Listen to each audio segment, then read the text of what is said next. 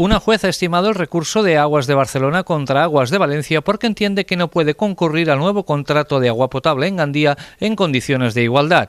Aguas de Valencia se fió del Partido Socialista y regaló al gobierno 55 millones que esperaba recuperar en 3 años, incrementando el recibo y situando el consumo entre los 150.000 habitantes que tendría Gandía.